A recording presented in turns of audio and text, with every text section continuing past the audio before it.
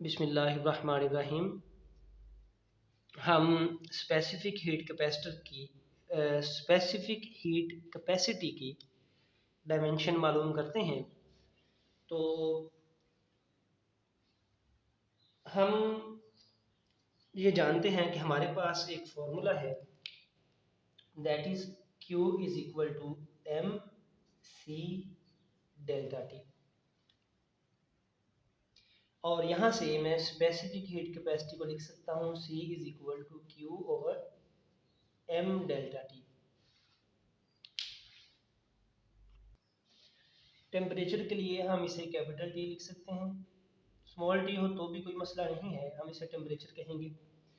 तो specific heat capacity हमें बताती है कि किसी मटेरियल का अगर मैस m है किसी सब्सटेंस का, उसका टेम्परेचर डेल्टा टी इंक्रीज करने के लिए कितनी हीट चाहिए।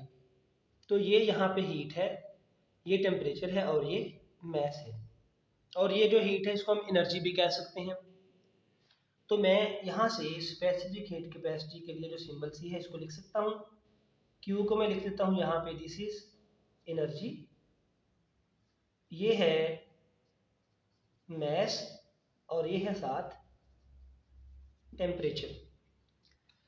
तो अगर मुझे स्पेसिफिक हीट कैपेसिटी की डायमेंशन निकालना है तो मैं इसके लिए स्क्वायर ब्रैकेट इधर लगा दूंगा और इस तरफ मैं डायमेंशन मालूम करूंगा एनर्जी की,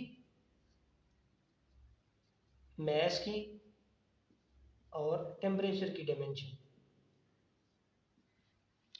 इसके लिए हम इधर हीट एनर्जी के लिए सिंबल क्यू इस्तेमाल कर रहे हैं, तो मैं इसको दोबारा से लिख देता हूँ इस फॉर्म में कि हम क्यू की डायमेंशन लिखेंगे, मैस की डायमेंशन और डेल्टा टी टेम्परेचर की डायमेंशन, चेंज इन टेम्परेचर। तो अब ये डायमेंशंस मालूम करने के लिए पहले मैं जो क्वांटिटीज हैं उनकी अलहदा से डायमेंशन निकाल लेता हूँ। क्यू जो है जो कि एक एनर्जी है, मैं इसकी डायमेंशन लिखता हूँ क्यू दैट इज एनर्जी।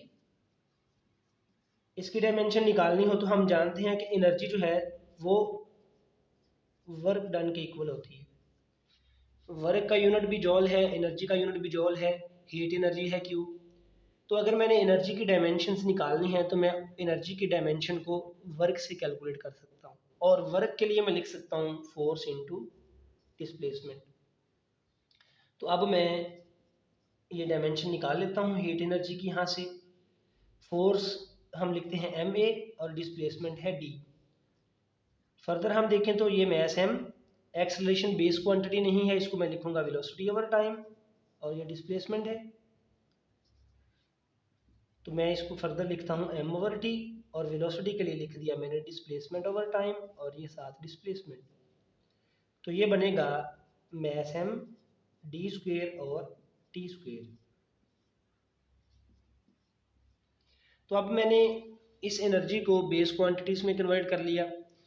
अब मैं इसकी डायमेंशन लिख सकता हूँ, हीट एनर्जी क्यू की डायमेंशन है, मैस बेस क्वांटिटी है, इसके लिए सिंबल है m, डिस्प्लेसमेंट फासला है, इसकी डायमेंशन होगी l स्क्वायर है ऊपर, ये t टाइम है, इसकी डायमेंशन होगी t square. So this becomes m l square t minus 2। और जो टेम्परेचर है, टेम्परेचर एक बेस क्वांटिटी है, और टेम्परेचर बेस क्वांटिटी तो इसकी डायमेंशन है केल्विन्स, केल्विन। इसको हम के से, इसका यूनिट है केल्विन, और इसकी डायमेंशन के लिए हम सिंबल इस्तेमाल करते हैं कैपिटल के। तो अब हम इस इक्वेशन 1 से स्पेसिफिक हीट की डायमेंशन मालूम कर सकते हैं। हम लिखेंगे पुट वैल्यूज इन इक्वेशन 1। तो इक्वेशन 1 में हम देखते हैं कि स्पेसिफिक हीट की डायमेंशन होगी क्यू की डायमेंशन जो कि अभी हमने निकाली है m l square t minus 2 बटे में मैस है, तो मैस की डायमेंशन m और टेम्परेचर है उसकी डायमेंशन है केल्विन। तो फाइनल आंसर हम निकालना जब चाहेंगे तो तमाम डायमेंशन को हम एक स्क्वायर ब्रैकेट में लिखेंगे, this will become M L square T minus two, और ये ऊपर जाके बनेगा एम इनवर्स, और ये ऊपर आके आएगा के इनवर्स। तो अब हम फाइनल आंसर लिखते हैं, dimension of specific heat is equal to,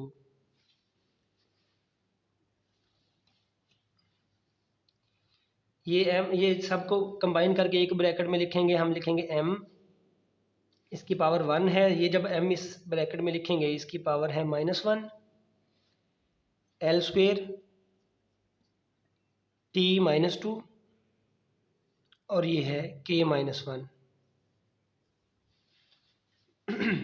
यहाँ पे जो टर्म टी है वो टाइम को रिप्रेजेंट कर रही है, टेम्परेचर नहीं है, और ये है टेम्परेचर के लिए के इनवर्स। ओके, अब हम फर्दर इसको लिख सकते हैं, फाइनल फॉर्म ये बनेगी इसकी, m power 1 - 1 L square T -2 के inverse, this becomes m power 0 L square T -2 के -1। और अगर हम चाहें तो हम m को यहाँ से ख़त्म कर सकते हैं, m की पावर 0 का मतलब 1 है, तो ये बनेगी एल स्क्वेयर टी -2 के इनवर्स। तो हम जो फाइनल फॉर्म है डायमेंशन की, वो हम ये वाली भी ले सकते हैं, और हम फाइनली ये फॉर्मूला भी लिख सकते हैं, दोनों का मतलब एक ही है। तो इस तरह से हम स्पेसिफिक हीट की डायमेंशन कैलकुलेट कर सकते हैं।